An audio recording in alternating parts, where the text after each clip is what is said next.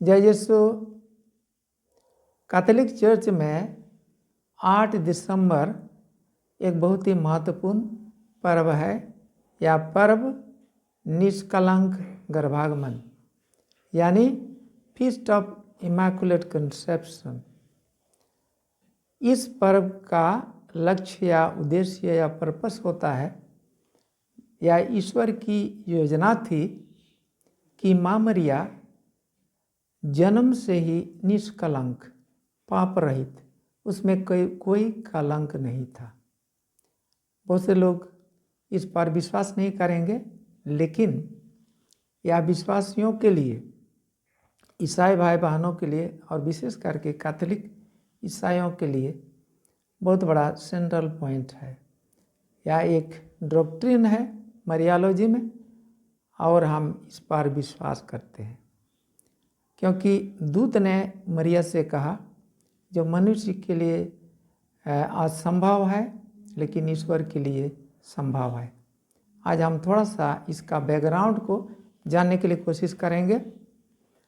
आज का पहला पाठ उत्पत्ति ग्रंथ से लिया गया है, अध्याय 3 पद संख्याएं 9 से 13 में।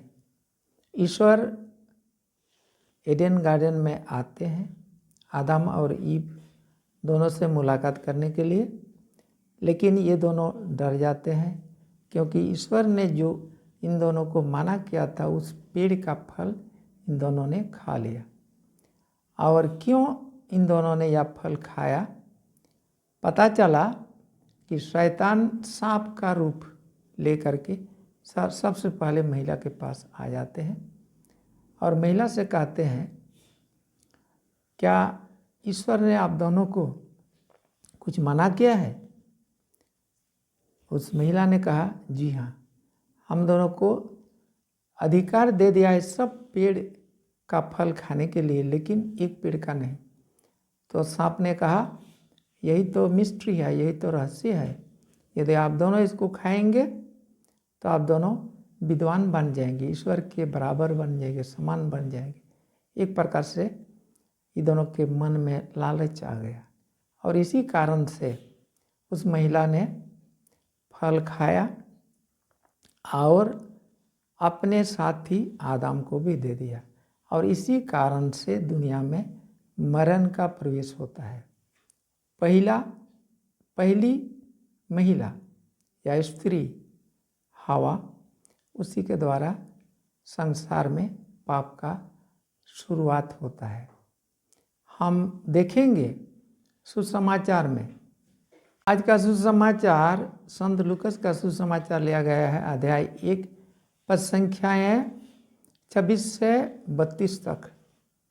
इसमें स्वर्गदूत गब्रियल मरियम के पास आते हैं और आने के बाद में मरियम को प्रणाम करते हैं और उसे कहते हैं, आपको ईश्वर की ओर से कृपा मिली है, आप गर्भवती होंगी, पुत्र प्रसव करेंगी और उसका नाम यीशु रखेंगे।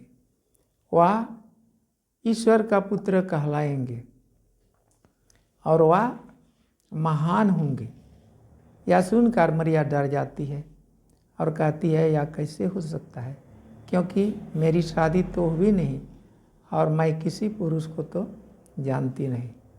लेकिन स्वर्गदूत मरिया से यही कहते हैं कि डरिए नहीं, आपको ईश्वर की ओर से कृपा मिली है।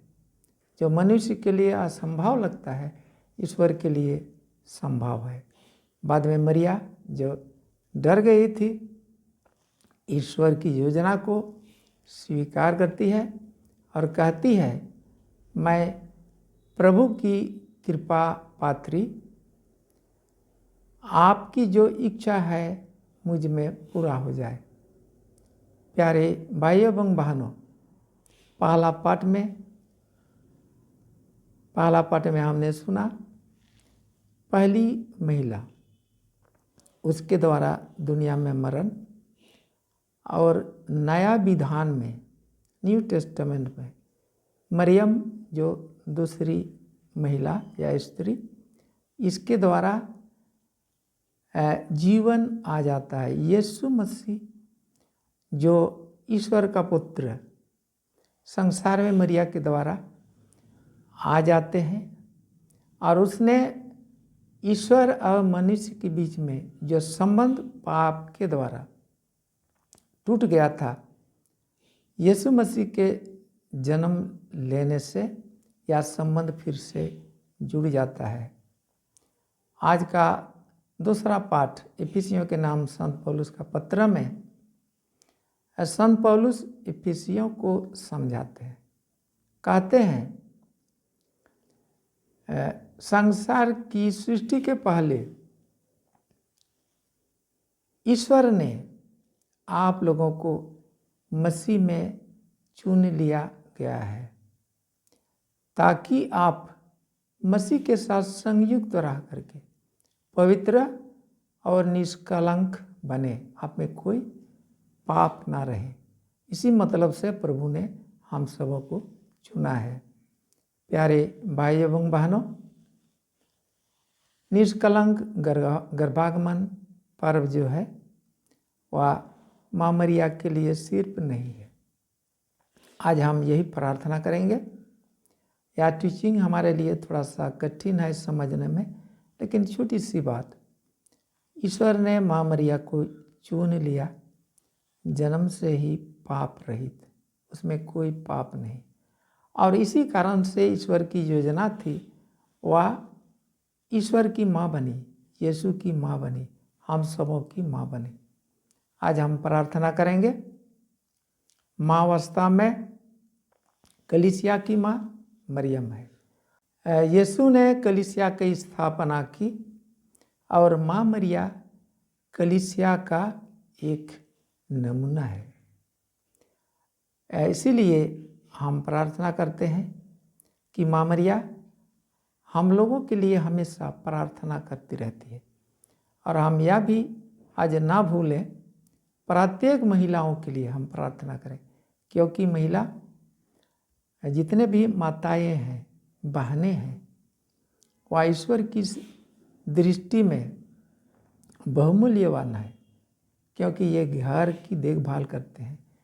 माँ ही पहली शिक्षिका है, थियोलॉजियन है, फिलोसोफर है, कोई भी क्षेत्र में आप कहें, यही माँ ही सिखाती है।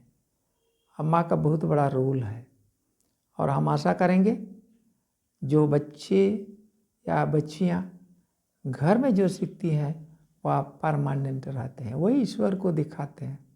हम किसी भी आस्था में शुरुआत से ही धर्म कर्म में अच्छा जिंदगी जीने के लिए कोशिश करते हैं।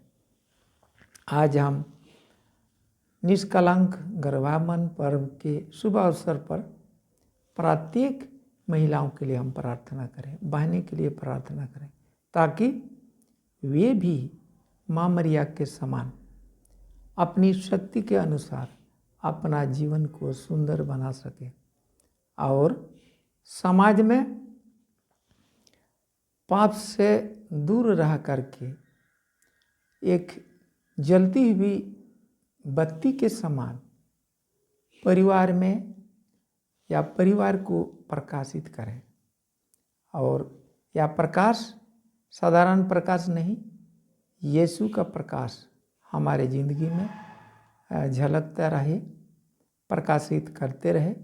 और हमारे अंतरात्मा में, दिल में कभी कभी पाप का प्रवेश होता है, तो यीशु का प्रकाश से ही या माँ मरिया की प्रार्थना के द्वारा ही हम इससे निकाल सकते हैं। आइए हम आज प्रार्थना करेंगे, हम अपने लिए और सभी माताएं के लिए, बहनें के लिए और हम सबों के लिए अभी हम प्रार्थना करें। हम दूसरों को प्रोत्साहन देते रहें ताकि ईश्वर की नज़र में वे निष्कलंक रहें और हम भी अपने जीवन में शुद्ध और पवित्र जिंदगी को बिता सकें। चल आइए प्रभु को धन्यवाद देते हुए आज का मिसा बलिदान को चढ़ाएं। सबों को जय यीशु।